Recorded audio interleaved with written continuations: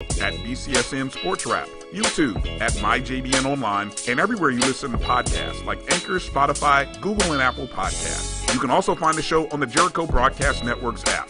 Make sure to download. We look forward to you joining the conversation and being a part of the show. We are making the virtual HBCU experience available wherever you live through Stillman Online. We offer online degrees in business, criminal justice, psychology, and religion. Stillman also offers technology badges in cybersecurity and data analytics. You can participate in all student activities, fraternities and sororities, internships, graduation ceremonies, and much more. Apply for admission today at stillman.edu. Stillman College, where we prepare you for a different world. T. Madden & Associates is a sophisticated and experienced law firm located in your neighborhood. We're turning injury to cash. T. Madden and Associates obtained almost $2 million for my injury. They turned my injury to cash. Now, we can't guarantee how much your injury is worth, but we've recovered millions for our clients. Call T. Madden and Associates at 833-PAID-123. That's 833-PAID-123.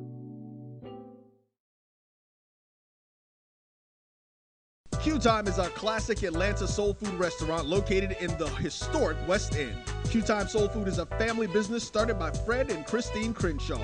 Come on in, relax, and sink your chops into our tantalizing, mouth-watering, distinctive soul food with a twist, the Q Time way. 1120 Ralph David Abernathy Boulevard, or call your order in at 404-758-2881. Do you miss your mama's cooking? Then come on down to Q Time, an Urban Passport member. The Cavil Group is a Florida-based marketing and training consulting firm. We help businesses communicate to their target audience and engage them in conversation. We also help to expand their audiences, which will ultimately result in growth for those organizations.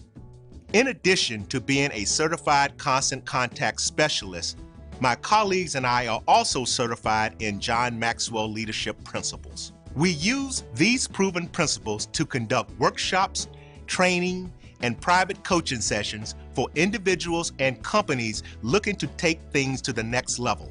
Contact us to schedule a free consultation. Issues today, don't delay, call Cavil. Since 2002, Empowerment Resources, Inc., a nonprofit organization, has empowered more than 1,500 youth and adults in Duval and surrounding counties through its programs Journey into Womanhood, Girls Mentoring, Life Skills for Teens, and Parenting Education Coaching. To get involved with programs, volunteer, or donate, visit www.empowermentresourcesinc.org. Follow us on social media, facebook.com/empowerment.resources and instagram.com/empowermentjax. Are you hungry for authentic Caribbean food like jerk chicken, oxtail, red snapper, shrimp, tofu, and rasta pasta? Well, find your way over to Mango's Caribbean Restaurant, 180 Auburn Avenue, right next to Royal Peacock in downtown Atlanta. Them belly full, but we hungry. Mango's Caribbean Restaurant, open daily from 11 a.m. to 10 p.m. And on Friday and Saturday, we're open till 4 a.m. Come to Mango's and put some spice in your life. So we've got a good thing going. Mango's Caribbean Restaurant, 180 Auburn Avenue, right next to Royal Peacock in downtown Atlanta. For more info or directions, call 404-698-3992 or log on to mangoscaribbeanrestaurant.com. For instant coupons, text MANGOS to 313131. Tell your mama hungry, papa hungry, brother hungry. Mango's Caribbean Restaurant, authentic Caribbean cuisines. Open up the door, tell them mama hungry. From novice to aficionado, find yourself here. High quality cigars plus personal customer service. Slow Burn is Waco's only mobile cigar lounge, featuring a meticulous, curated collection of premium cigars. Visit our website, www.slowburnwaco.com. That's www.slowburnwaco.com.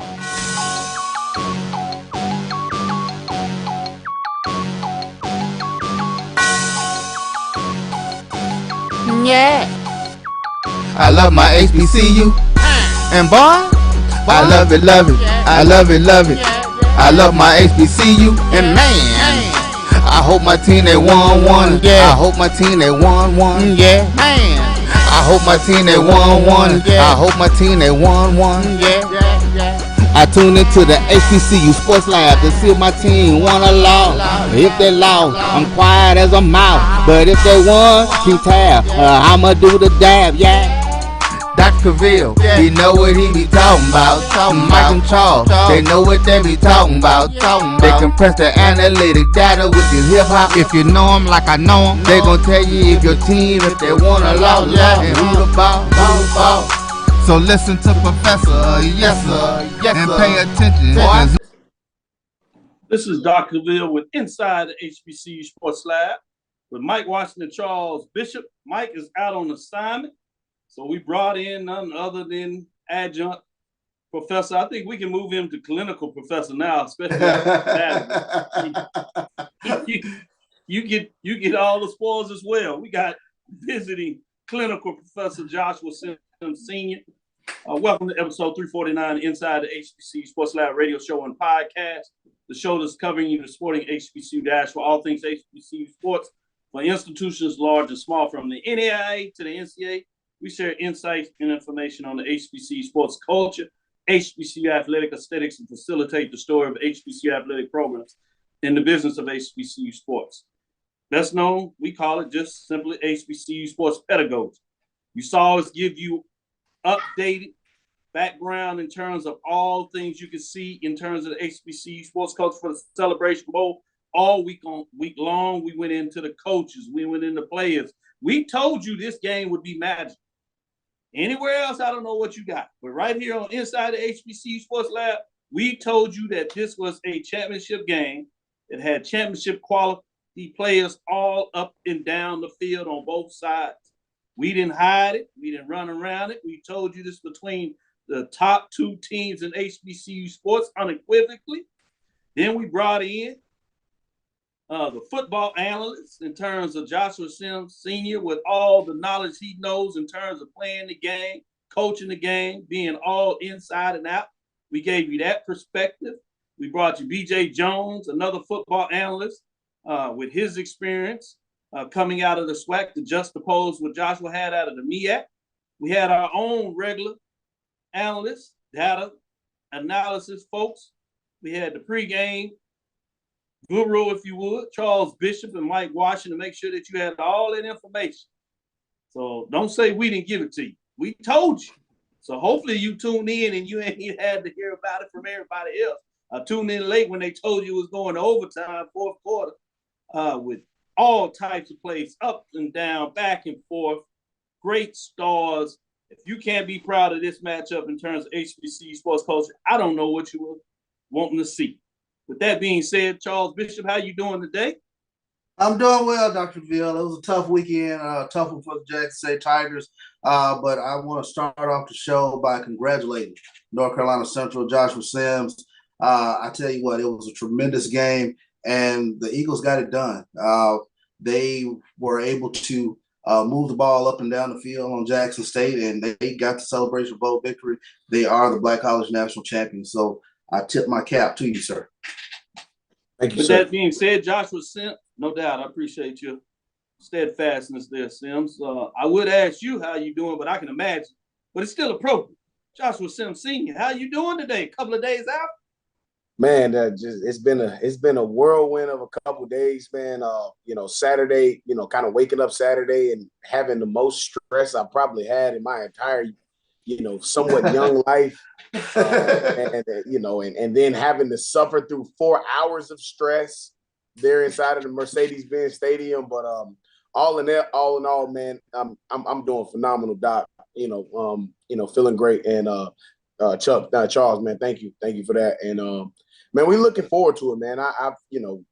We're looking forward to what happens next season. I'm already looking forward to what's happening next season, man.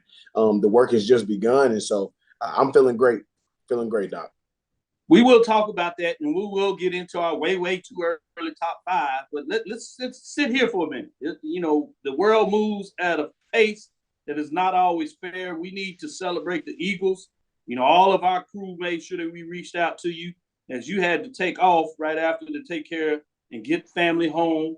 So you got to celebrate once you got them taken care of. But we wanted to make sure that we recognize you, North Carolina Central Eagles, the players, coaches, as we talked about, obviously the fans, and the MEAC in terms of the Extension Act. Congratulations. Cigars are you. I had it for you. I'll make sure I box it up and mail it, but it was not to be.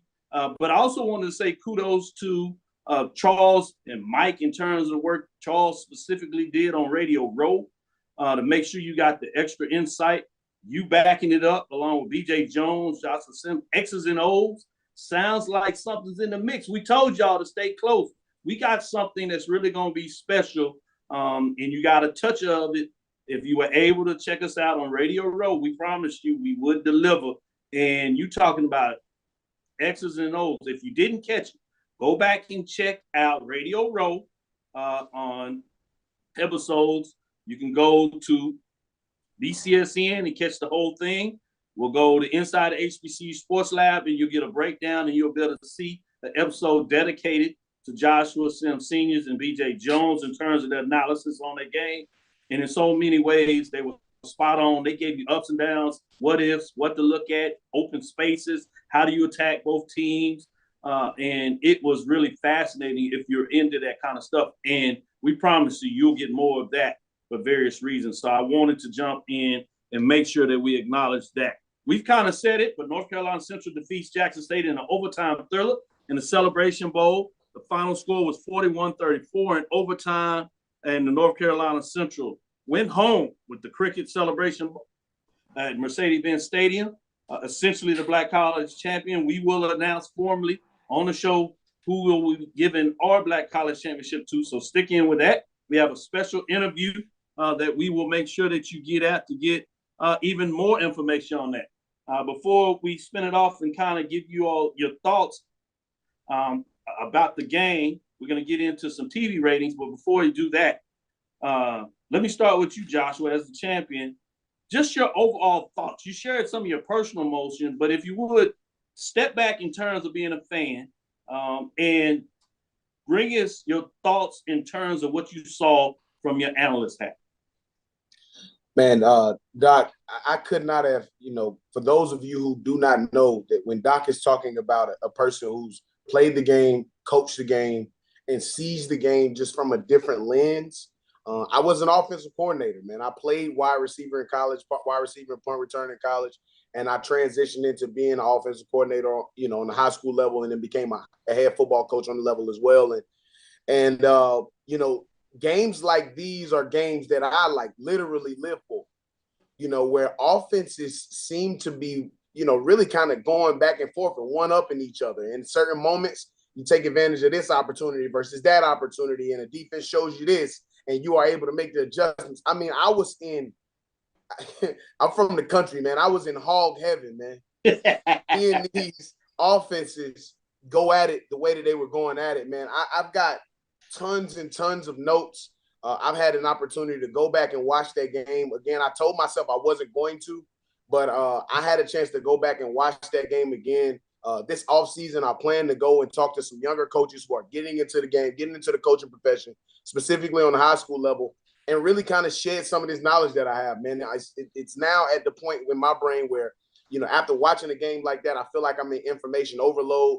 After seeing how Coach Brett Bartolone coached, how Coach Matt Leone coached, and really just how these offenses played in this game, man, I'm still on a high from seeing such high-level performance on the offensive side. And to think, man, what this game ended up coming down to, man, if you're an offensive person and you really, really care about this game and you care about how this game has got to look, man, you are absolutely 110% satisfied, but not more satisfied than I was that we got the W. Absolutely. Charles, other than not getting the W, take your fandom out of this, obviously professional analyst, what was your overall thought of the game in terms of what it did or continues to do for HBCU football? It continues to elevate the profile of HBCU football. I took a second to just kind of look around the stadium and just take it all in. And, one of the things, of course, Jackson State's fan base, North Carolina Central's fan base, but the many HBCU fan bases that were represented. And I thought about, John Grant calling this, the Black College Super Bowl. And you did kind of get that feeling with regards to so many people watching it and being there in person, being able to network around the hotel and things of that nature. But, I walked into that stadium and I just kind of took it in for the past 3 seasons now. All that Coach Prime has brought to Jackson State, all he's brought to HBCU football. And it just took that moment to really enjoy it before the game kicked off. Great points, great points. Check this out. I'm sure you may have heard this, but in case you don't, certainly for the listeners out there, Celebration Bowl TV ratings for FCS Playoffs Challenge P5 in 2022 from HBCU Game Day. The weekend TV ratings are in, and the Celebration Bowl beat the FCS Playoffs once again. Saturday Celebration Bowl between Jackson State and North Carolina Central pulled in a rating of 1.42 and drew an average viewership of 2.42 million on ABC, according to Show Buzz Daily. North Carolina Central defeated Jackson State 41-34 in an overtime thriller. The number was just below the bowl game between Florida and Oregon State, 2 Power 5 programs shown on ESPN. The Celebration Bowl also outranked other 2 ABC bowl games, the Jimmy Kimmel LA Bowl between Washington State and Fresno State, along with the New Mexico Bowl featuring BYU and SMU. When it comes to Celebration Bowl in the FCS playoffs, it is clear the winner isn't the playoffs.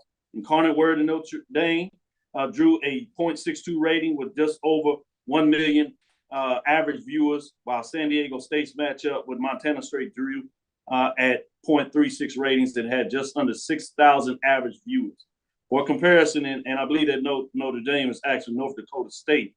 For comparison, in the 2021 Celebration Bowl received a 1.6 rating and had 2.59 million viewers, the most in the game's history. The 2019 Celebration Bowl received 1.2 ratings with 1.8 million viewers, as North Carolina A&T and Alcorn State got in a shootout. 2018 game between North Carolina A&T and Alcorn held a 1.6 rating, but a smaller viewership number of 2.35 million viewers. So overall, you can see people are tuning in for the Celebration Bowl. Last thing here, 2017 game between North Carolina A&T and Grambling had a 1.59 rating with 2.36 million viewers. 2016 Celebration Bowl between Grambling State and North Carolina Central had a rating of 1.83, 2.71 million viewers, the most in the game's history. Something secret sauce with North Carolina Central when they get in this thing. People like to see what's going on there. Just wanted to throw that out there. So I thought that was pretty sweet. Let me finish this out. The inaugural game between North Carolina A&T Alcorn State remains the high mark in terms of ratings at 1.89 and 2.55 million. Watch the inaugural game, which tends to be the trend. Your first of just about anything has your high water mark. It dips down, but they've been able to hold that space, which is extremely important in terms of what that looks like. So quickly, if you could, Charles, what are your thoughts when you hear those kind of numbers? I'm sure there's a lot of pride just in HBCU sports when you see those numbers, and we tried to tell them. Tremendous amount of pride, and again, the numbers don't lie. When people get into these debates with regards to the Celebration Bowl versus the FCS playoffs, I hope you stop and take a look at the numbers to really understand where this thing is going, where the Celebration Bowl is doing with regards to people actually watching HBCU football. I mean, it's a no-brainer at this point, but I understand the debate will probably continue, but all you have to do is bring the numbers out. There you go. Quickly, Josh Simmons, before we get into this break, any thoughts you want to add on those numbers? Yeah, Doc, when you combine these numbers and what I'm just calling it the national championship now. I'm not calling anything else. When you combine these numbers with the attendance numbers that you see and the viewership numbers you see during the regular season, you combine those, and I make a very strong and stark statement. This is the culture. I made a statement earlier today that 90 to 95% of historically white institutions as it compares to HBCUs are irrelevant as it pertains to this sport. Most of them cannot push these type of numbers unless they're utilizing each other in some sort of famous fashion. That 5% is where you make up the Power 5. Outside of that, it's very difficult for any of these other programs to put together the cachet and the results that historically Black colleges and universities are doing when you talk about regular season attendance, when you talk about consistent attendance, and then you talk about viewership and consistent attendance as it pertains to our national championship game. This is amazing, man. This brings a smile to my heart, brings a smile to my thoughts, man. And I'm appreciative of the HBCU nation for really, really investing in this and investing their viewership as well as their hearts and emotions into it as well. So only up from here, Doc. Only up from here. Well said by both of you as usual. One of the beautiful things that I saw with Mike as we did a pregame walk, obviously was there Wednesday early. So you saw a lot of different folks, but particularly when you got in that Friday night, particularly Saturday, getting up with the events they had pre-Celebration Bowl and then getting into it, all the different support from HBCU people around the country. Obviously, the major fan bases, Jackson State, North Carolina Central, showed out as should be. But you had a lot of HBCU fans that were into this and have bought into terms of what this means for what I like to call the HBCU sports culture, particularly the sporting HBCU diaspora. So I'll leave it right there. We'll go to this break. Great comments from the guests today. We'll get into it. Stick with us right after this break. We'll be back on the other side. The human voice has always connected audiences with experiences. Major brands all across America have trusted Kever's voice time and time again.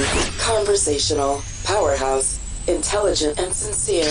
That's the voice you need for your creative marketing process. KeaversVoice.com. Kever's Voice, Kever's Voice, KeversVoice.com. Always on, all the time. Shop Velvet Online Women's Boutique to spice up your closet with trendy, unique looks. We have fashionable and chic looks at very affordable prices. Velvet Boutique offers free shipping all year long on all orders. Shop online at www.melvetboutique.com. That's www.melvetboutique.com. Like us on Facebook and follow us on Instagram. Shop Velvet Online Women's Boutique.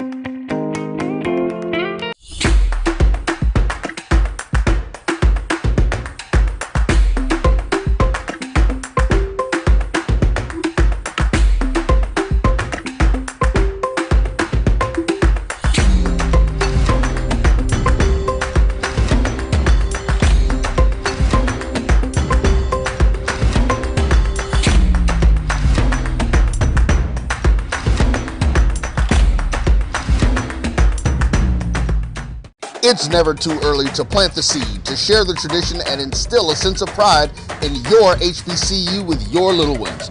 HBCU Pride and Joy Children's Boutique helps you share your school spirit with a wide selection of adorable kids' apparel and accessories officially licensed from your favorite HBCU.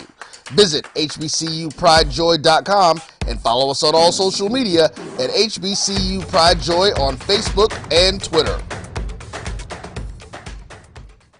From novice to aficionado, find yourself here.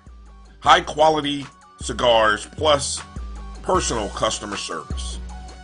Slow Burn is Waco's only mobile cigar lounge, featuring a meticulous, curated collection of premium cigars. Visit our website, www.slowburnwaco.com. That's www.slowburnwaco.com.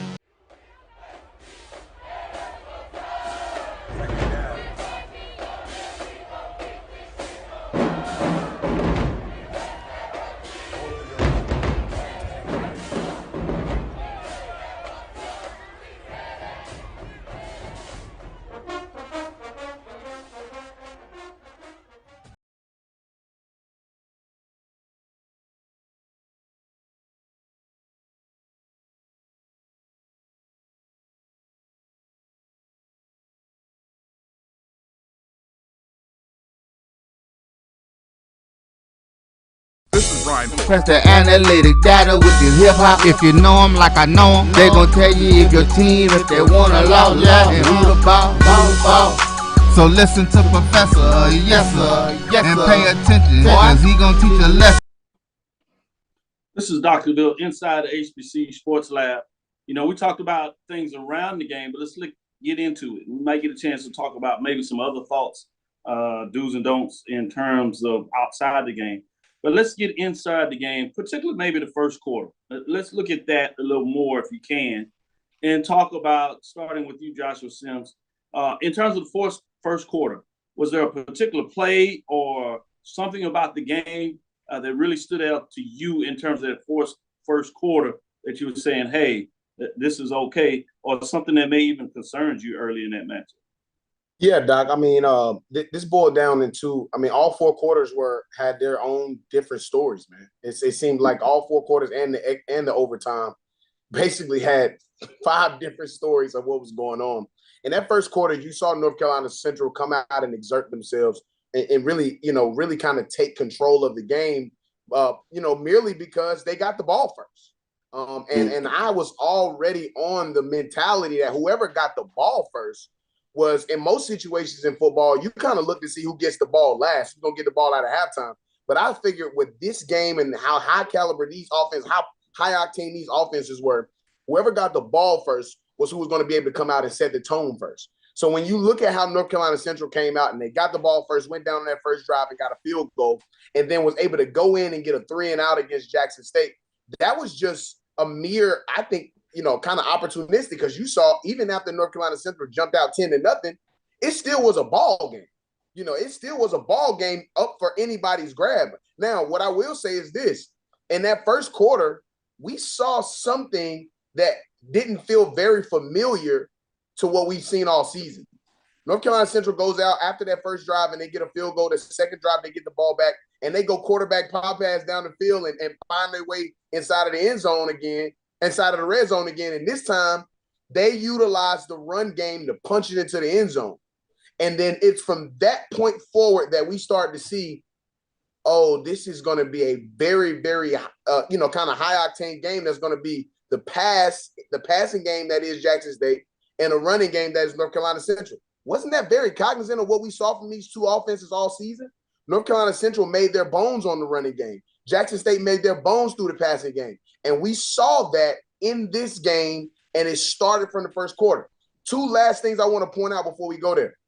After those first 2 scoring drives, North Carolina Central subsequently has 2 drives starting on the positive side of the 50-yard line and don't get any points. One was because of a forced turnover. I think both of them were because of a forced turnover. One was a forced fumble from Travis Hunter. The other one was, I believe, was either a sack or something like that, a 4-and-out or something like that. But at the end of the day, we saw 2 additional starts on the positive side of the 50, and both of them ended up in punts. I believe that it was at that point that I recognized that this was going to be a long game, and that the punch that North Carolina Central thought they were going to be able to put on Jackson State and run away with it was long gone, and we were supposed to settle in for the long haul of this game. It started right there in the first quarter, though, Doc. Great stuff. Charles, first quarter, what stuck with you when you play back and think about what happened in just the first quarter?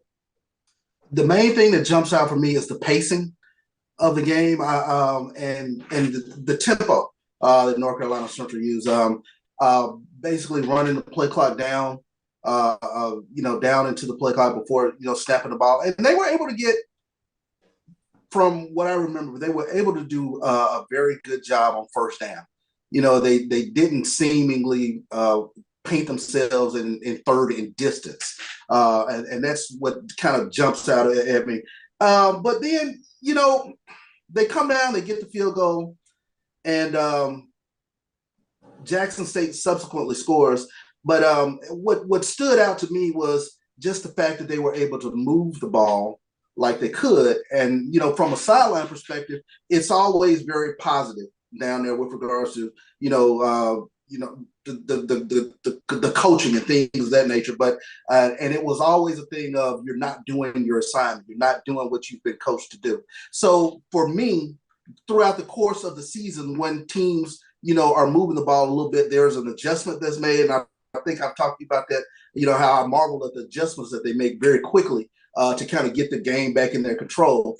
And, it was seemingly, it took them longer to get into the flow of the game. And I thought that was the big thing for me with North Carolina Central jumping out early and really kind of dictating the flow and dictating the pace of the game. A little more to that.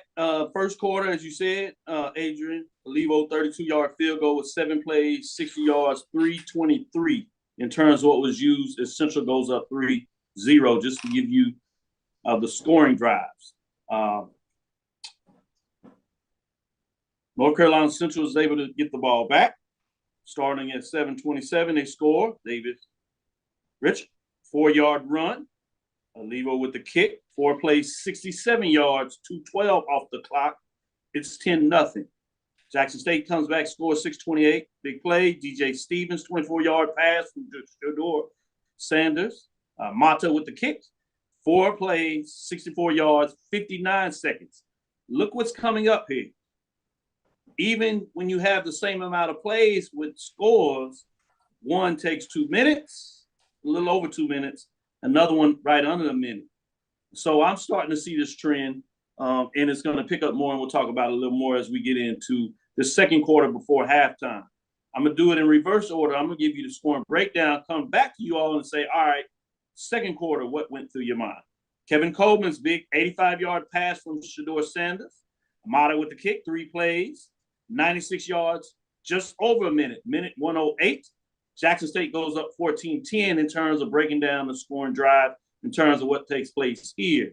Quick plays, big plays, as you talked about, Josh, is going back and forth. But the style in which the teams are scoring is starting to become interesting and maybe a factor. We'll see if it plays out and your thoughts on it.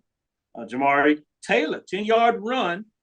Levo with the kick, 11 plays, 75 yards, 6 minutes and 50 seconds, nearly 7 minutes on the drive. So Central goes up 17-14. Last touchdown, 30 seconds left before the half. Shador Sanders, 7-yard run. Maida with the kick, 9 plays, 85 yards. Sustained drive here. 3:21, really necessary in terms of ending the half strongly. Jackson State goes into the half up 21-17. Charles, I know you want to jump in there as I was breaking it down. Is something that stood out to you that you wanted to get on the table in terms of what took place, particularly in that second quarter? Yeah, let me go back to when Jackson State goes up 14-10. They scored on a big play, to Kevin Coleman, 85-yard touchdown. For me, and this was a drive that I think was pivotal in the game, because at this point now, when North Carolina Central comes back with this 11-play, 75-yard drive that took almost 7 minutes, that to me was the turning point for me with regards to, okay, we're in a dogfight now, because normally you get a big play, and I've said this all season, it becomes a snowball effect for Jackson State. They come out, they get a big defensive stop, they're able to go back out, score again, whatever the case might be, and now, you're in a foot race to catch them at that point. But I thought that drive was a pivotal drive for North Carolina Central to go out and answer that scoring drive by Jackson State. And not only did they answer it, but they took time off the clock, and that offensive line took control of the game. With that being said, Josh Sims, what about yourself during that series? What is going through your mind as this is taking shape and you're starting to see some things? Anything stands out, particularly in the second quarter thus far for you? The exact same thing that Charles just talked about, that 85-yard drive. At that point inside of the stadium, I'm on the edge of my seat, because I've been watching Jackson State all season.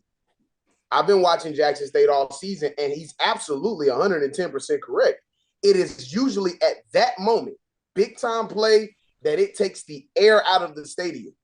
But I kind of I take a moment there just to kind of remind folks what happens, why there's an 85-yard touchdown there that happens to Kevin Coleman. North Carolina Central, the drive before, starts again in positive territory and punts the ball, because North Carolina Central started doing things that was uncharacteristic of what they normally did. 2 out of those 3 plays in that drive, they throw the ball. First down, you had a negative rushing yard, to Charles' point about first down being the place where North Carolina Central kind of set the tone. And that drive, I remember distinctively. On first down, you got a negative rushing yard. I think they may have gained 1 yard, if any yards. second and third down in that drive, they pass the ball. Both passes are incomplete. Now, I will say one of those passes on that drive was contentious a little bit, might have been that offensive pass interference. But the third play was a flat-out drop by Devin Smith.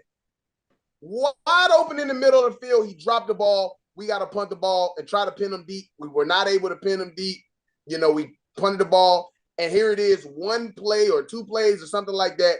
Shedeur finds Kevin Coleman 14-10, and it is at that moment that I'm sitting on the edge of my seat.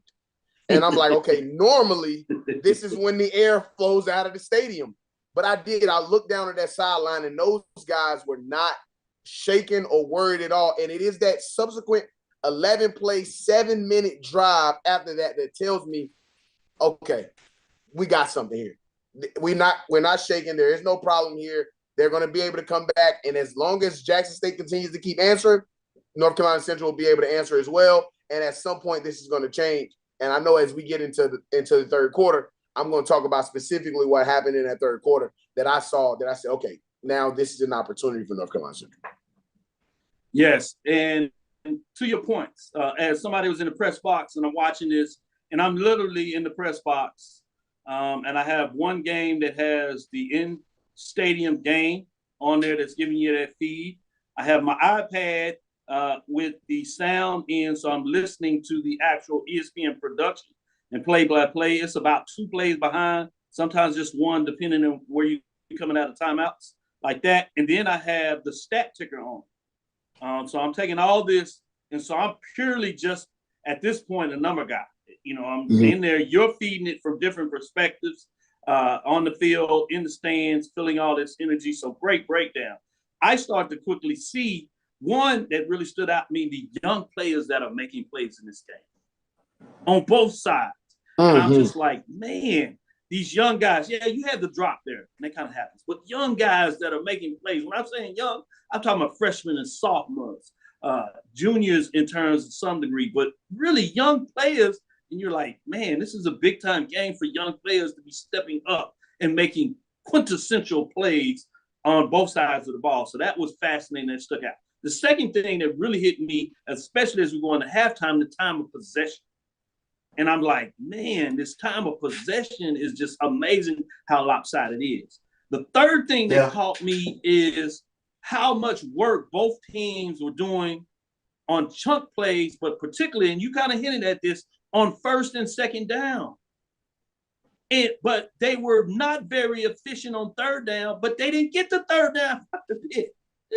I mean, the first half, they were like 1 for like 9 or 2 for 8. They just were not efficient on third down, but they didn't necessarily have to be still to be effective in this game. And that kind of stood out to me in terms of the first half. Let's take our first break and come back. We'll get into the second half on the other side. We'll do a little more of this analysis. We'll get into that, and we'll start reading and seeing what the fans are saying in terms of the breakdown. Again, you will not see this anywhere else in terms of the analysis that we're going to bring you in terms of breaking it down. And it's more than just talking, blunder, and noise. A lot of folks can do that, and nothing's wrong with that. But in terms of you getting you inside the game in the mix, along with people's personal feelings in terms of what that looks like. But let's get into the matchup and really give these coaches, these players the due in regards to what the magic that took place in this game, unlike of just being super fans and being able to talk a lot of noise. We'll save that. That space has it. Social media certainly gives you much of that. But I just wanted to give a little different perspective. It really took the analysis and gave some perspective on the coaches in terms of how they massively made changes up and down. The game went back and forth. So many good plays and adjustments were made by both teams. That's how you get a magical game because of what took place. And I want both of them to get credit. And even more so, I want to shine the light on these players that made these big-time plays that gave us all this excitement in this game. Stick with us. We'll be right back after this second break. This is Ryan Fulford. A.B. Drew and I are co-hosts of the BCSN Sports Wrap. We talk about all things related to HBCU athletics. From the games, teams, coaches, and fan interest stories, we cover it all. You can find our shows on Facebook at BCSN Sports Wrap, YouTube at MyJBN Online, and everywhere you listen to podcasts like Anchor, Spotify, Google, and Apple Podcasts. You can also find the show on the Jericho Broadcast Network's app. Make sure to download. We look forward to you joining the conversation and being a part of the show. We are making the virtual HBCU experience available wherever you live through Stillman Online. We offer online degrees in business, criminal justice, psychology, and religion. Stillman also offers technology badges in cybersecurity and data analytics. You can participate in all student activities, fraternities and sororities, internships, graduation ceremonies, and much more. Apply for admission today at stillman.edu. Stillman College, where we prepare you for a different world. T. Madden and Associates is a sophisticated and experienced law firm located in your neighborhood. We're turning injury to cash. T. Madden and Associates obtained almost $2 million for my injury. They turned my injury to cash. Now, we can't guarantee how much your injury is worth, but we've recovered millions for our clients. Call T. Madden and Associates at 833-PAID-123. That's 833-PAID-123. Q Time is our classic Atlanta soul food restaurant located in the... Press the analytic data with your hip hop. If you know them like I know them, they gon' tell you if your team, if they want a lot, and who the ball. So listen to Professor, yes sir, and pay attention, cause he gon' teach a lesson. This is Dr. Bill with Inside the HBCU Sports Lab. Great comments coming in. Brandon King talking about we put up these types of numbers with 1/100th of the resources of Power 5 and historically white college universities. Great point. Chad Cooper putting in his bid for some homework assignment topic. Dr. Bill's analysis of former Southern's coach Odom, staff members, Leon Oliver, North Carolina Central, Barry Benedict are successful champions now. That is magical. You had the connection with Coach Hugh, T.C. Taylor taking on. So you have that foundational HBCU structure that has came out, and you've seen the connection. You had Coach Oliver at Southern for that fact, at Grambling as he comes up the tree in regards to that. And so I think there are a lot of special assignments when you talk about that looks like, and we'll continue to talk about that as we get into the mix there. Yes, the score on the first half, 2 possessions, that was big coming into the game as people are getting into the numbers. I love it. Number 5 with that stiff arm. Yeah, we'll get into that in overtime. That was big time. Looked like Earl Campbell, Derrick Henry in terms of just the power that was brought over there. NFL should take a closer look. Latrell Collier, Davis Richard, yeah, I'm sure they are. Richard has another year, so he gets a chance to be even more special in terms of bring back. And as I continue to tell you, what's beautiful in this game is just young players making plays. And we have some young players that are going to make some plays in the second half. So let's get back to that in terms of that third quarter. Let me break down what happened. We go into halftime, 21-17. Come back in the third quarter. Quentin McCall, 12-yard pass. A little trickery there from Davis Richard in terms of what's going on. The PAT is missed. Everybody obviously is concerned when a championship game, and it plays out. Not that it changed anything really in terms of, but it did play out in terms of play calls that were made in regards to chasing points, if you would, based on just football. Nothing outside of what any coach would do as it went. Levo with another field goal, 21-yarder. And you see Central retakes the lead as they go up 23-21. And then at the end of the quarter, they go up 26-21 in terms of that. And so all the scoring in the third quarter is from North Carolina Central. During the year, you would see oftentimes that Jackson State would really come out big in the third quarter. That did not happen in this game. And a lot of that had to do with time of possession in terms of literally the first drive, 7 minutes and 21 seconds. The second drive was 3 minutes and 44 seconds. So you see over 11 minutes used up in the third quarter went to Central. Another topic of you saying controlling the clock in the game and keeping Shedeur Sanders that were able to make big plays, chunk yards, but it's hard to make big plays when you're on the sideline in terms of that matchup. So sticking with you, Charles, jump back in there third quarter. What came together for you in terms of what you saw taking place coming out of halftime in the third quarter? I think this is where the shift happens in the game. Jackson State has momentum going into halftime. They get the ball back, and they, if I'm not mistaken, they go 5 plays out and punt. The next possession by Central was a huge possession because they sort of take control of the game with this 12-play, 87-yard drive, and the offensive line really got the wearing down on the Jackson State defensive line. So often this season, I've watched, Jackson State's defense step up whenever, they've been pushed, whenever their back has been up against the wall. And that drive right there really stood out for me because they could not get off the field. And it was the first time really all season I have not seen that Jackson State defense assert themselves in a way to where they take control of the game. That was a huge possession, the 12-play drive, and then I believe Jackson State gets the ball back. It's another quick 3 and out. And if I'm not mistaken, is this the next drive by Central? Is that where the fake punt happens? Yes. Okay, masterfully called. And I have to say this about the North Carolina Central's coaching staff. Every hunch worked, every trick worked. It was a masterfully called game, but that next 3 and out by Jackson State's offense, it gave the ball back to Central, and they were able to maintain possession for the majority of that third quarter. To me, this is where the game sort of unraveled, if you will, for Jackson State's defense.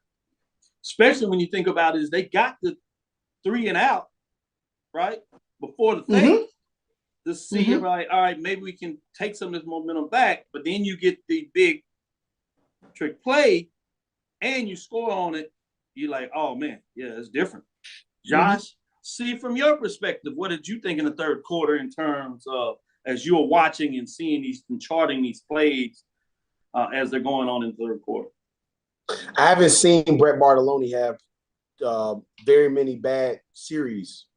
Those first 2 series in the third quarter were his worst 2 series all season. I have not seen that gentleman make a series of bad calls as I did in the first series and then the subsequent second series.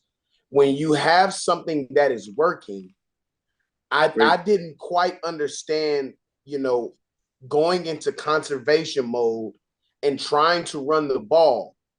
What that ended up doing for North Carolina Central's defense, and you'll see this trend now happen from that point forward throughout the rest of the game, North Carolina Central now feels like they can pin their ears back and put pressure. In the first half, North Carolina Central couldn't pay for pressure. In the second half, because of those 2 series called by Brett Bartoloni, where you're running the ball, I think on that second series, first down was Savion Wilkinson, second down was Savion Wilkinson, third down was a short sit route that came up maybe 2 yards short. That's a moment where I'm looking and I'm like, this is not very cognizant of the Jackson State team we've seen. And I'm not sure that's not a player's thing. That's a coach's thing. That's I don't understand what we're trying to do here. But what I will say, kudos to North Carolina Central offense on that first, and you're absolutely right, Chuck. If I'm not mistaken, it was 5 plays on that first drive.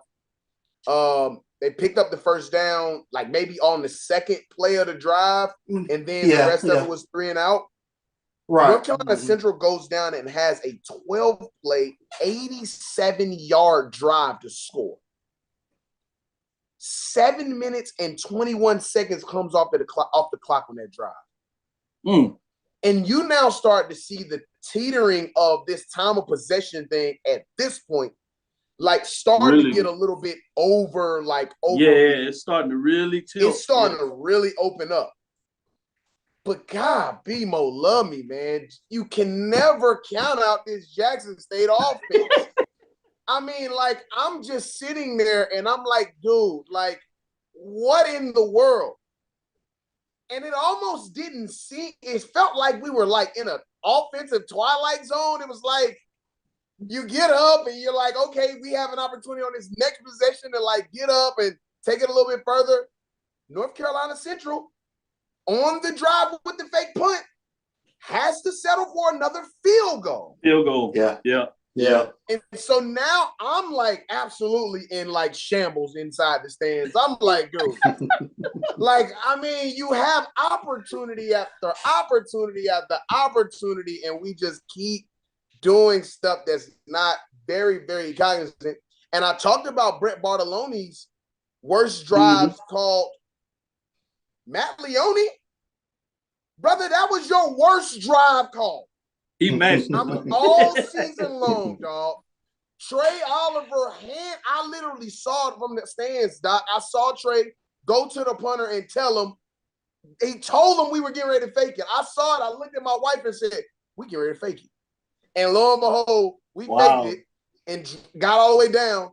And the 3 plays that Matt Leone calls inside of the red zone are the worst 3 plays I've seen him call all season long. We end up having to take a field goal, and it's still a goddamn ball game. Beautiful both of y'all, man. You talking about the way to break it down. Stick with us. We'll be right back after this break, and we'll get into the magical 4th quarter and overtime. Stick with us. We're going down the stretch, and we're playing it back for you in such a way, and it'll give you some excitement.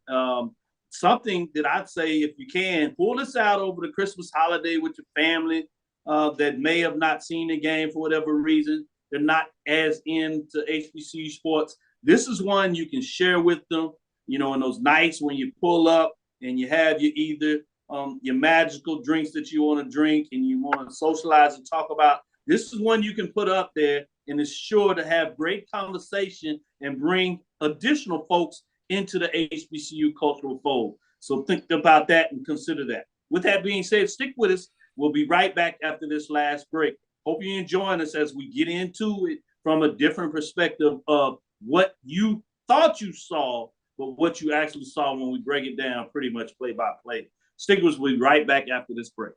Q Time is our classic Atlanta soul food restaurant located in the historic West End. Q Time Soul Food is a family business started by Fred and Christine Crenshaw. Come on in, relax, and sink your chops into our tantalizing, mouth-watering, distinctive soul food with a twist, the Q Time way. 1120 Ralph David Abernathy Boulevard, or call your order in at 404-758-2881. Do you miss your mama's cooking? Then come on down to Q Time, an Urban Passport member. The Cavil Group is a Florida-based marketing and training consulting firm. We help businesses communicate to their target audience and engage them in conversation. We also help to expand their audiences, which will ultimately result in growth for those organizations. In addition to being a certified constant contact specialist, my colleagues and I are also certified in John Maxwell Leadership Principles. We use these proven principles to conduct workshops, training, and private coaching sessions for individuals and companies looking to take things to the next level. Contact us to schedule a free consultation. Issues today, don't delay, call Cavil. Since 2002, Empowerment Resources, Inc., a nonprofit organization, has empowered more than 1,500 youth and adults in Duval and surrounding counties through its programs Journey into Womanhood, Girls Mentoring, Life Skills for Teens, and Parenting Education Coaching. To get involved with programs, volunteer, or donate, visit www.empowermentresourcesinc.org. Follow us on social media, facebook.com/empowerment.resources and instagram.com/empowermentJAX. Press the analytic data with your hip hop. If you know them like I know them, they gon' tell you if your team, if they wanna loud and who the ball. So listen to Professor, yes sir, and pay attention, cause he gonna teach a lesson. This is Dr. Cavil with Charles Bishop and Joshua Sims Sr. We have the Professor Charles Bishop, and we've elevated him. He's put in the paperwork. He's done his time. He's been true to us. We have now the clinical professor. We have another one on the record, Joshua Sims Sr. Congratulations again in terms of not only being able to take part in this game, but in terms of your residency now, you've moved up to professor. Well done, my brother. Well done. Hats off, as Charles told you earlier. Travis Hunter, 18-yard pass from Shador Sanders, but the 2-point conversion failed. And remember, they go for a 2-point, not necessarily just to do it, but they go for it because the extra point was missed earlier. And the way the game scored out, they go up 27-26. So the natural thing, fourth quarter, later part in the game, not chasing points, you go for 2 because it puts you up a field goal. So it makes sense here. Right. Nothing out of normal in terms of what goes on, but the point actually fails. And we'll see how that does play in later about Central having to go for a 2-point conversion because of the point differential.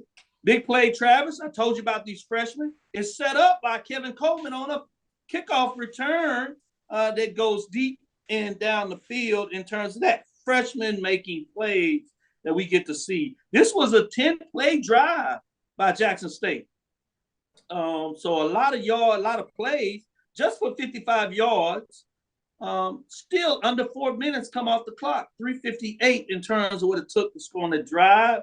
You start to see Shedeur Sanders getting in a rhythm in terms of what he's doing, making big plays, getting out of trouble masterfully, making great calls in terms of when things are close, that he hurries up to the huddle to not even allow a review come off, which was significant in different parts of this fourth quarter as he gets it done. You come back, though. Latrell Collier, 7-yard run. E.J. Hicks pass to Davis Richard, trick play. 2-point conversion, as you see.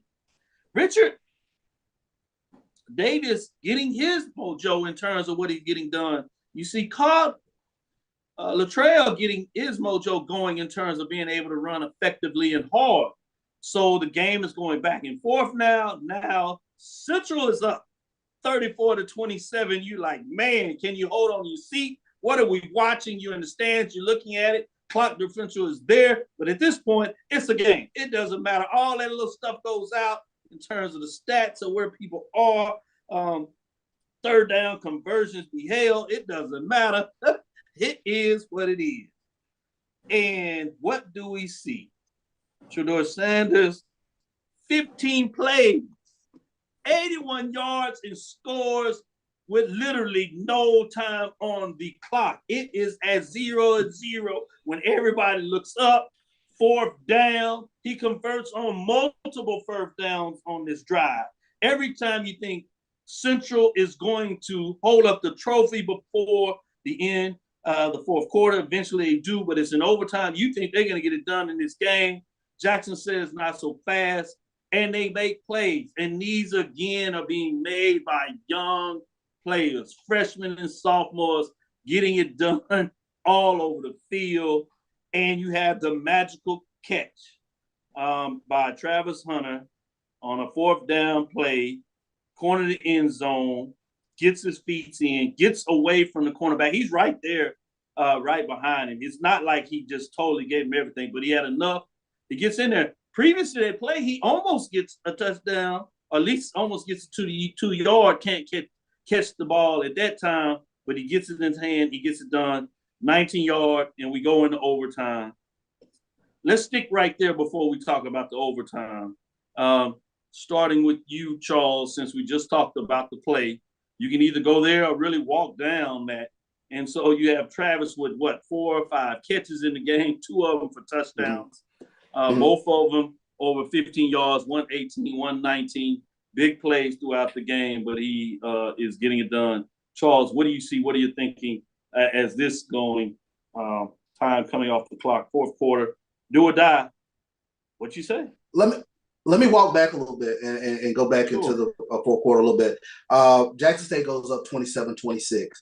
And again, when you're down on the sideline, again, the positivity of it is you're expecting the defense to step up now and make a play. And I take my hat off to Central. It was this 11-play drive where they answered Jackson State's score again, where I just said, wow, this is going to come down to the very end because and it was this drive in particular, Davis Richard, to me, he's getting, 7 yards on first or second down.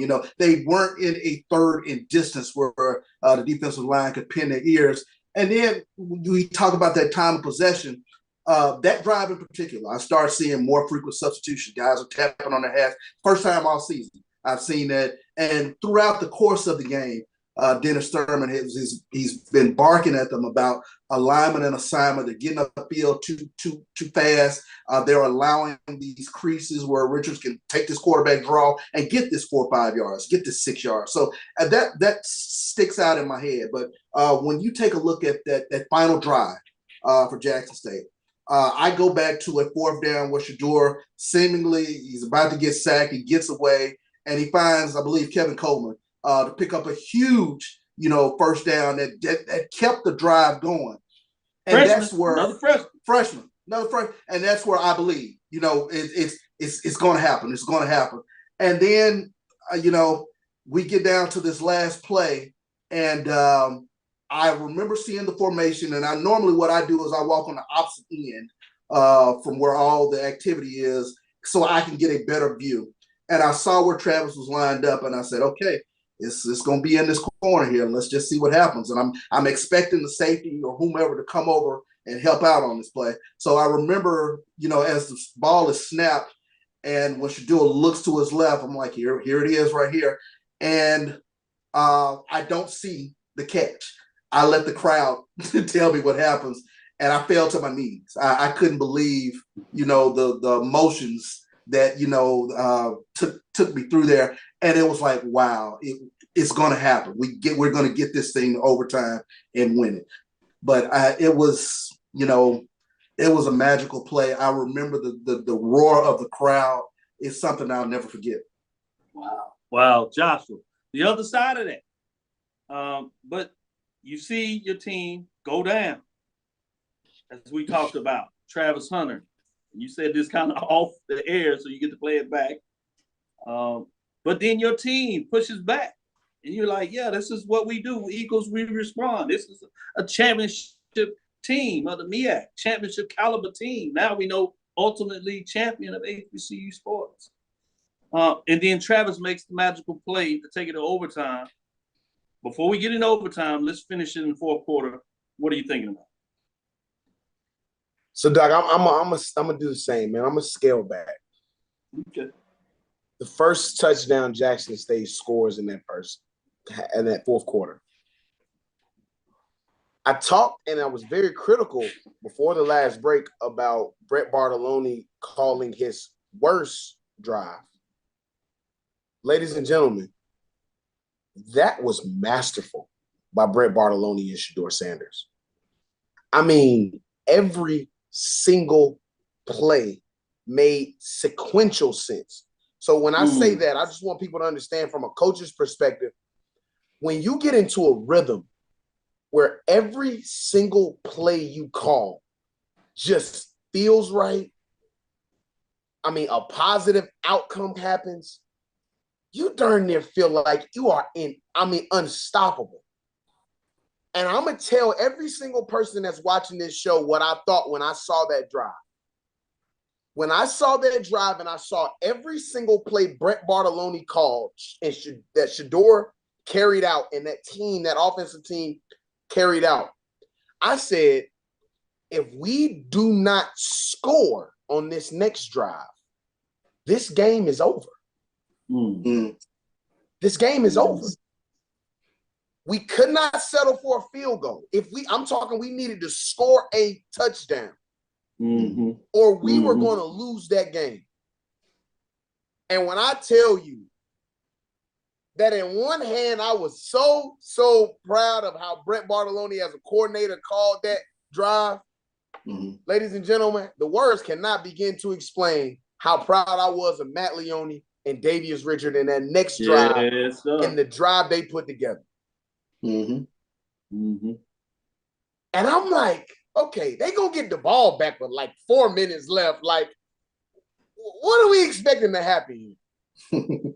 And I'm gonna call out 2 plays on that last Jackson State. I ain't even talking about the catch heard around the world. 3rd and 17, if not 18, Charles. Correct me if I'm wrong. Right. Yeah. Wrong or right here. Right. Shador finds Shane Hooks for about 11 or 12 yards. Yeah, slant. Makes it 4th and 8, 4th and 7. and Shador Sanders on 4th down. He's coming outside of the pocket to the right side, coming toward North Carolina. I want y'all to close your eyes and just see this. We're talking about a master at work here. Yes, sir. He rolls out of the pocket, eludes pressure. There's an outside linebacker coming to meet him at the line because he's going to run it at first. Outside linebacker leaves his assignment to come to Shador to meet him there.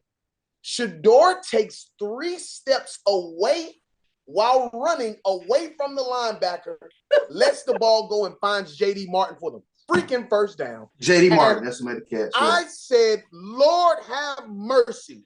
What are we watching?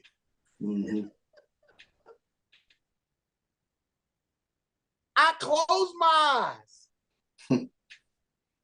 Charles showed you that he dropped to his knees. I closed my eyes on that last play. I didn't want to see it. I didn't want to see it. I wanted the same way that Charles said it.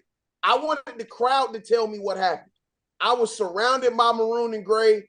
I think it may have just been one person that was a Jackson State fan in the area, and they were in and out of the section. They didn't even want to, I mean, the food was provided in the suite we were in, all of that. They didn't even want to stand there.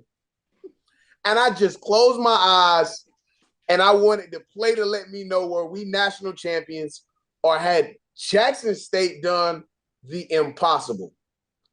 I opened my eyes, and Travis Hunter is in the end zone doing the Antonio Brown. It is at that point that, Doc, I don't know what's going to happen. What to say? And Yeah, now we going know. into overtime, and I don't know what's going to happen, Doc. Let me ask you this quickly, and it's easy to do this, you know, Tuesday morning or Tuesday afternoon, I guess it is now. With all the emotion, and this is credit to, this is not to take away, this is credit to Prime. Because as much as Flash or people talk about, when you think about his X's and O's, he's pretty much strictly by the book. And I asked him this question, you know, if he scored in overtime, would he do it? And the same thing could be asked here. You know, you score now, you have all this momentum. Do you go for 2? Try to end it now. He said, you know, in overtime, if they had scored, he wouldn't have. And obviously he didn't. But just your perspective in terms of emotion, would you like to see it go to a 2? I guess is a better question. I think a better way to put it now. Would you like to see him go for 2, Charles? No. I mean, I played for overtime, and again, I've said it all season. And Dennis Thurman, I trust. I just, at some point, I figured the defense was going to make that stop. And unfortunately, it didn't happen. But I put my trust in this defense all season, and I would take that trust into overtime. Makes sense. Just want to put it on the table. Josh, Coach, I'm sure the same thing at that point. You get out of there and let's go with, obviously, hindsight is 2020. Maybe you do it if you know what's going to happen and you take your chances there. Let's get into overtime, last part of it, pushing over a little bit. So we go in overtime in the show just to match what took place in the game. Obviously, you get the flip. One of the other questions I had myself with the momentum, obviously, you play it by the books. You tend to put they won the flip. You put the other team offense so you can respond and so you have to respond. I'm like, man, you have all this momentum, and I guess you just natural question and playback. Do you take the ball first and try to continue some of that momentum? You talked about the mastering just feeling good. You know, do you do that? And so I will ask you on this one, Josh. Do you do generally what you do here, just which is the name of the game? You win the toss, so you defer, so you can react to see what the other team does. Or with the momentum, you get the kick. Do you take the ball first to see if you can carry that momentum? Yeah, that's general best practice there, Doc. Overall, you're 100% hitting the nail on the head. You normally get in these situations and you want to let the opposing offense go first, so you know what you've got to do. Yeah, I just want to put it on the table. You asked me to make sense. Let's get into overtime. You get the big play. You get a short yardage, and so like Jackson State probably feeling good. All right, they backed up. Let's make the play, and then you get the nice run by Collier that ends with the famous stiff arm that everybody is talking about now. That sets up the goal line drive, and they get in, and then obviously Jackson State comes back. They move down the field pretty in getting to scoring position. They get on there, and they call their own mastery kind of trick play. Obviously, I won't even call the young man's name because I think just because he's young play, not anything else. And he drops the ball, third down. So it wasn't in. They still had another chance, but obviously it would have been a catch that would allow the extra point team to get over to tie it and see if we go to cover overtime, which would have been just more madness. So then you get the fourth down play. Central's defense stands up, gets a little pressure on Shedeur. He talks about it in the press conference that he didn't see him quite line up like he wanted. If he had it over again, he said he probably would have just took the penalty, whatever, and then tried his luck, then got it maybe a better play. And the ball falls to the ground. And at this point, Charles is not to be done. I'll save you next, Joshua, because now obviously you realize you're a champion. But Charles is not to be. What are your thoughts in terms of this overtime, in terms of how it looks? It was just a sinking feeling in my stomach that they had worked so hard and they had done, unlike last year, they had done everything right in terms of the preparation for this game. The proper amount of seriousness was there. People will point to distraction. This team is the most focused team I've ever seen operating under this banner of distraction. They came ready. And I talked to one of the analysts after the game. He was saying there was nothing Central did that they had not seen for Jackson State to not execute in the way they did, especially on defense, was baffling to them. But it was just, a flood of memories just came back all of a sudden. Just you couldn't believe you had gotten all the way here and come up short again. But you give Central credit. They took the game to Jackson State. They won the game. I always believe in scoreboard, so the better team won. So that's the way you just have to look at it. Great points, and great way to respond. Joshua Sims, the dreams, wishes, great season. It's punctuated in a great game. Players step up, coaches step up, and they get it done. As you said throughout the week, you said there are some things that we could do in this game that would put us in a position where we could win it. And obviously that took place. Take us through a couple of series of plays in overtime. And then most importantly, talk about your feelings to be able to see people that you've been in the mix with, to all the work, unlike what Charles had. But in this case, it comes out to the fact that they're actually able to host the trophy and claim a national championship. Yeah, man. That overtime, man. I will say this, though it is general, kind of best practice for you to give the ball to the other team. I was hoping and praying that we would get the ball first in that scenario, because I felt like, during that game, North Carolina Central responded, and they just responded, man, and that's just the reality of that team, man. They respond. No moment's too big. They obviously know that they have the guys on that offensive side, specifically on that offensive line, that can just make things happen. Obviously, we talked about this 1,000 times over, through social media. It's a running meme now, with the stiff arm from Latrell Mookie Colliers. But, just a kudos to that overall group, man. Never wavering, never finding doubt, never seeing anything. And you couldn't see, sniff, or hear any doubt in that offensive unit and that just overall team the entire game. And so, I hoped that North Carolina Central would get the ball first. Like, I hoped that they would get the ball first in the game. And, if the history of that game kind of made sense and preceded itself, it would come down to something like that.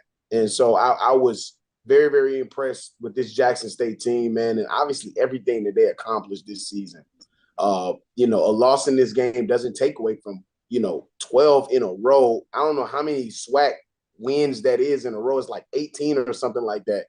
Like, man, you talking about domination. I mean, just domination, it starts and ends with them as it pertains to how they've done this season. And I just think that this boiled down to a great game. But you asked me a second part about what this means. And I want to be intentional, Doc, if I can for a second. Please. All right.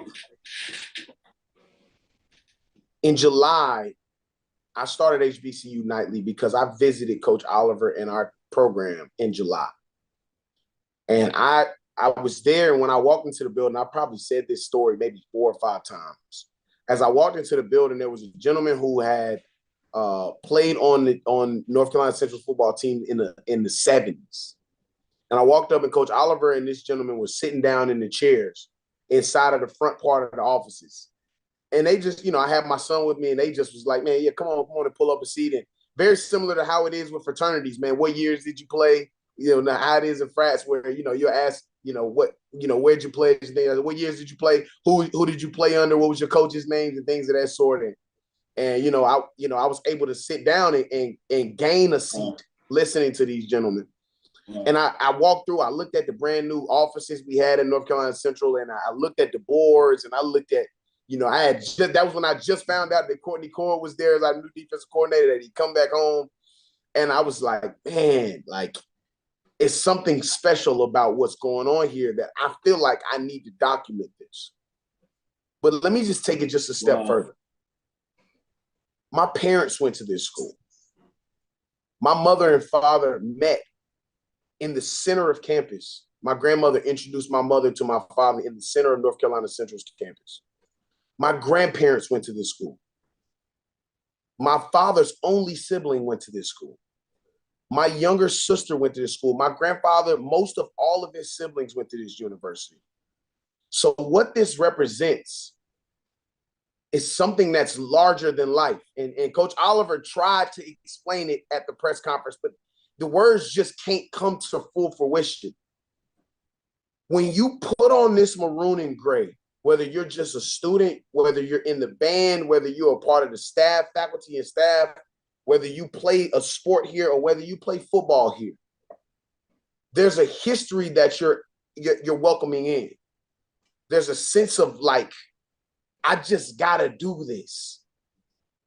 And when we won this national championship game, in the fitting of the most, I think I had maybe 2 or 3 heart attacks during the game. I probably had a stroke somewhere in between it and all that. But the very first person that called me on the phone, I was standing there with my wife, who I met on North Carolina Central's campus. The very first person that called me was my mother. Wow.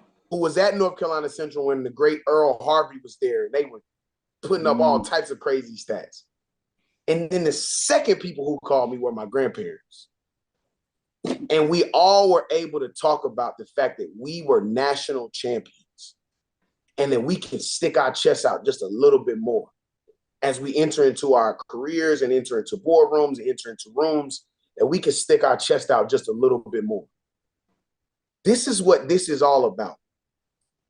I'm not saying that people shouldn't choose HBCUs. I'm not saying that, if you choose a non-HBCU, I'm not making it about that. I'm just saying that this means something to us. It means something to Charles Bishop. It means something to that Jackson State alumni base. It means something to Dr. Cavil and Texas Southern and Prairie View. It means something to the people who I just affectionately call the school down the highway, and the Jamies of the world, the Jamie Walkers of the world.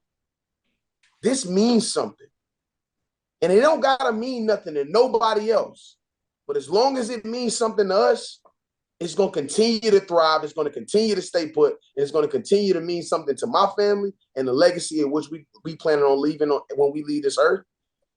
And I'm just appreciative that I was able to be welcomed in by the generals like Dr. Cavil and Charles Bishop this season, man. Y'all welcomed me in, man, and allowed for me to be able to tell our story, this story. And it culminated in the national championship, man. And I'm just elated, man. I cannot begin to express my gratitude to just HBCUs in general. And this just means the world to me, man. And I can't stop thinking about it. And so I appreciate this, man. I appreciate this opportunity. And we coming for a repeat, man. Mookie Collier's come back next year. Davius Richard, 92% of this squad is back next year. So if you want to put it up against the big dogs, and we'll get a chance to show you guys. And we're going to surprise you, save that for Thursday. We will do the way too early top 5 programs in terms of what to expect for 2023. It should not be surprised who's going to be at the top, but we will tease you and leave you with that. Well said, Joshua Sims Sr. You have a place here. You've secured that.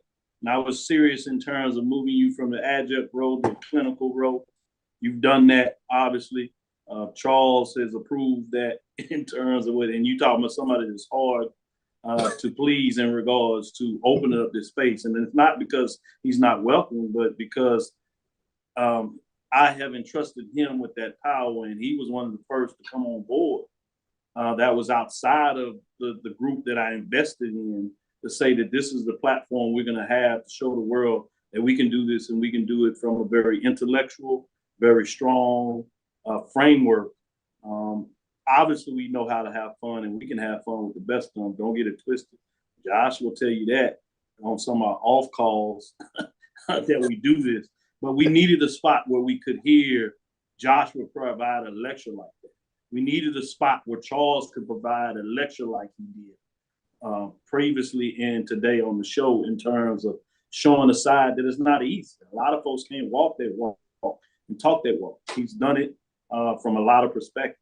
You know, Mike, that brought me in to the fraternity from that perspective, but brought me in as a little brother at Prairie View, as you talked about, with his family connection over the years. Charles has alluded to his family connection with Jackson State and what does it mean. So we understand it. And so you're right. Your sacredness of this HBCU sport space, particularly for North Carolina Central, is right here. And again, as we close this, we say with a heartfulness, congratulations, because we mean it. Congratulations. Right? That is what it's about, particularly somebody that has the ability to take the win with the grace and honor that you have done. That means a lot. So thank you for listening to Inside the HBCU Sports Lab. Make sure you share our podcast with your friends and colleagues. I am Dr. Kenyatta, the Dean of HBCU Sports, coming from inside the lab in the College of HBCU Sports, with Mike Washington is out on assignment. He'll be back with us. He's taking care of some real business. Make sure that you wish him well, pray for him, because he has some great opportunities coming up that he's working on as we continue to elevate on and off the field on the playing surface. Charles Bishop, much respect in terms of what he brings to the table and how he has went through all of this in terms of being just full of spirit and grace in terms of taking it to the other side. Obviously, Joshua Sims Sr. Again, we want to thank you for Dr. Ville's Inside the HBCU Sports Lab with Mike Washington, Charles Bishop, every Tuesday and Thursday, 6 o'clock Central Standard Time.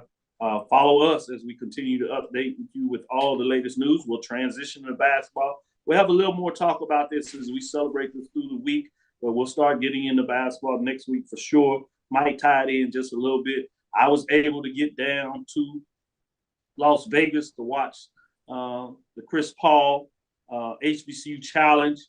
Fascinating. Putting that overtime is well worth it, and I'll tell you a little bit more about that. Follow me, Dr. Kenyatta Cavil, DRKENYATTACAVIL, I should say. Twitter, Facebook, and Instagram. Inside the HBCU Sports Lab 1 on Twitter, Facebook, and YouTube. Inside the HBCU Sports Lab. Download, like, and subscribe. My JVN, my BCSN. We continue a lot of work. We got a lot coming from you. We'll talk about next Thursday also a way that you can help and support us. Dream big. Continue to move forward. We will talk with you soon. Charles? Course. Joshua? Lecture. Dismiss.